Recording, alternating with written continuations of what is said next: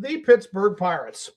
Guys, we are just less than a week away from pitchers and catchers reporting. We're going to have spring training soon. Baseball is almost back, guys. The Super Bowl has ended yesterday, which means baseball is almost here. That is the best news, because if you're a fan of warm weather, you love that baseball is going to be back soon. That's one of the things I love about baseball, is because the weather gets warmer and you actually enjoy wanting to be outside and being a part of the atmosphere. There's no better atmosphere than baseball, in my humble opinion. I mean, yeah, being in a stadium with a bunch of people in a surrounding like football or hockey, it is palpable. You can hear the noise all over the place, but there's just something about knowing that it kind of separates like that. And, you see that landscape and you see that skyline. And I mean, guys, everyone knows who's been a Pittsburgh Pirate fan that it's just as pretty as a painting. It's like one of the greatest atmospheres in all of MLB.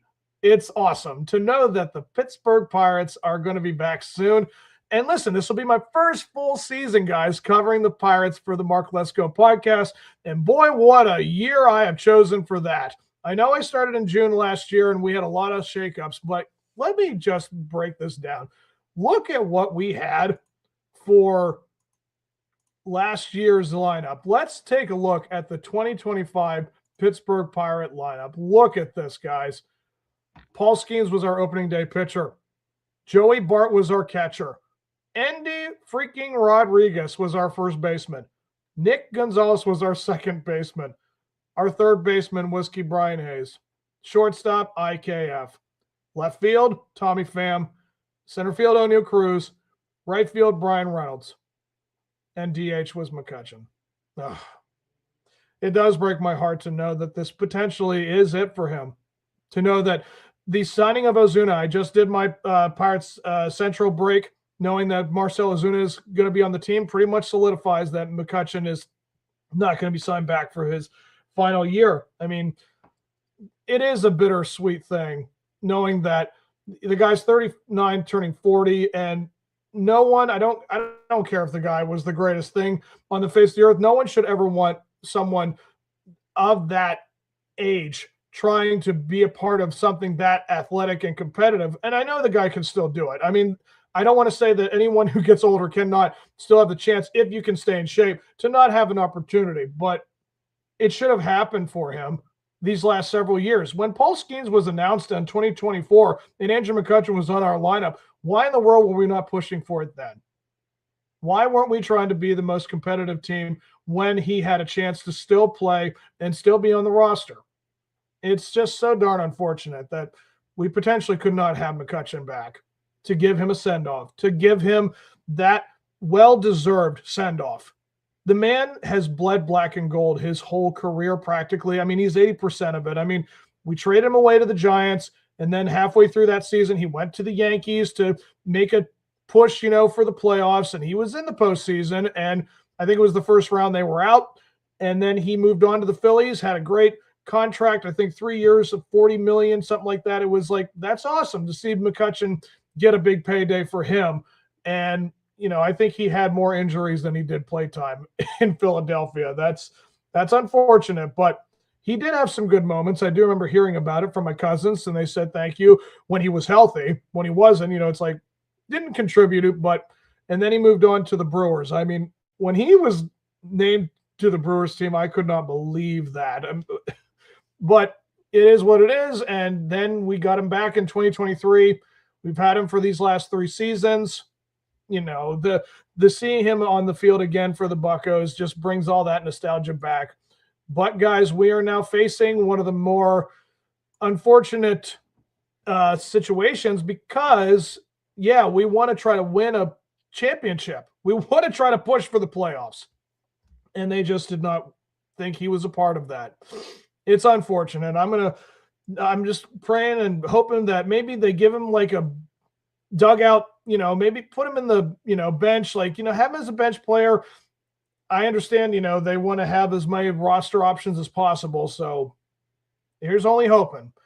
But the potential for a lineup, like if we bring this in here, see here.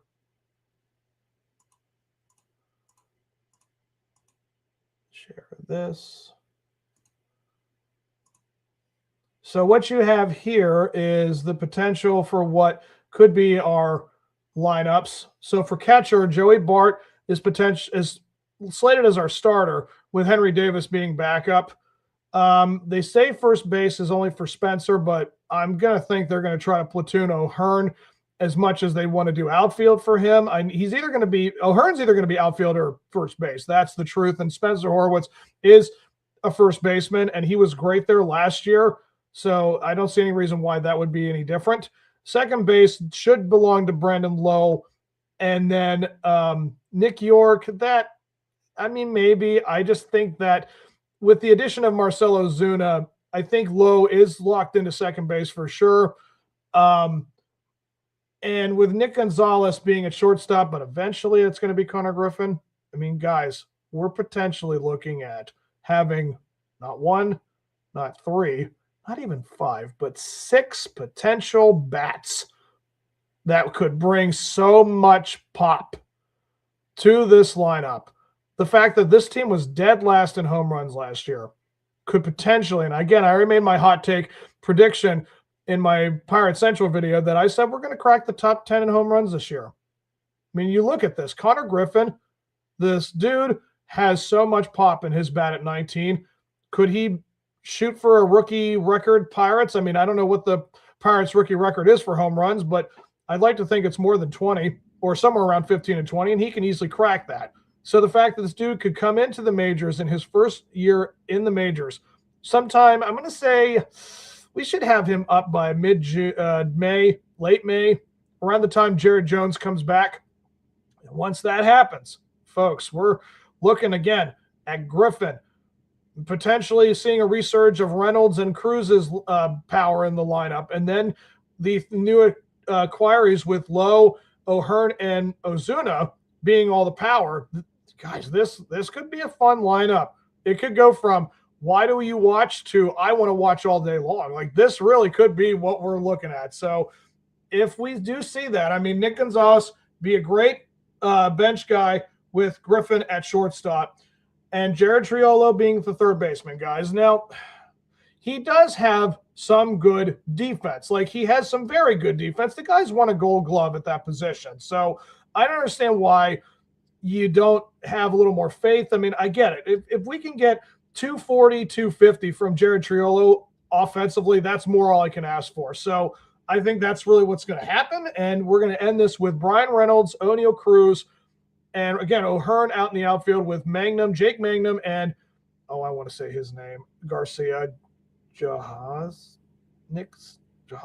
Oh gosh, I don't want to butcher that name. But yeah, so for Garcia to come from the Red Sox, this guy is very young. He is like 160 pounds at like 6 foot. I mean, I know he's a skinny dude, but he's going to have to pack on a little bit and bring some pop with that. If they're going to try to put him as an outfield platoon with potentially either Reynolds or right field, like there's like 4 or 5 options for right field. This is just such a crowded outfield and DH machine we're trying to put out there. And 2026, guys, has just become a very interesting lineup for sure.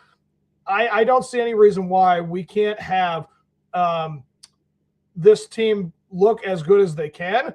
And yeah, we're definitely going to be making some noise, especially with the bombs. I'm definitely going to call it now. We're so close.